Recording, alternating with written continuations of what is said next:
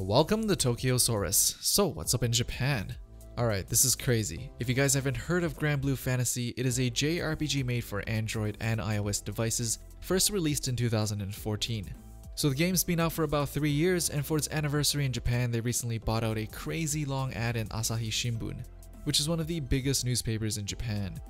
The ad looks like it's at least 3 pages long and apparently contains all the characters available in the game.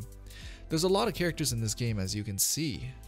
This is actually a pretty big game in Japan, even though most of us in the rest of the world haven't heard of it yet.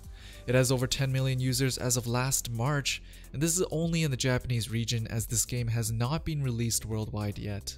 It is a turn-based RPG with summons and a class system like we've seen in Final Fantasy, and that's no coincidence as they even got Nobuo Uematsu, who is the composer for all the good Final Fantasies, do the music along with the art director for Final Fantasy 6 and 9. They really wanted to make a good Final Fantasy game for mobile. And it seems like it's working so far, with some people even spending thousands of dollars during a special event trying to unlock a special healing character that resulted in somewhat of a mini scandal for this company. If you couldn't tell already, this game is heavily revolved around getting good characters, and if you wanted the really good ones, you had to buy chances to roll for these characters, which people call gacha.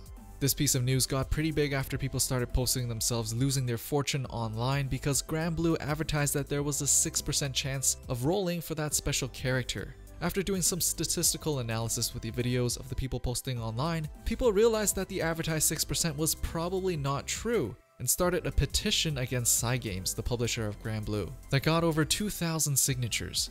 In the end, Cygames denied any wrongdoings initially, but after a few weeks they apologized and issued out in-game credits and also gave people the characters they wanted after 300 unsuccessful attempts.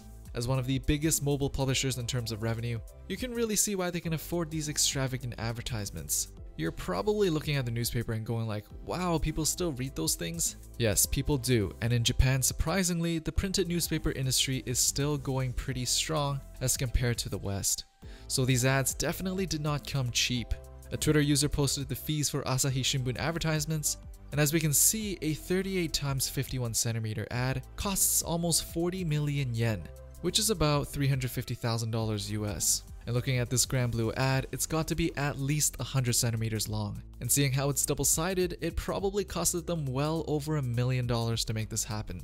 Having only been published for 3 years and to make it as big as they are is pretty impressive. In fact, this might have even been good exposure for Asahi Shinbun themselves to get people who don't normally buy newspaper to buy it for once to get their hands on this special cover. Who knows though, Asahi Shinbun might even have done this for free. Anyhow, what do you guys think of this expensive newspaper ad for Granblue? As usual, let me know down below.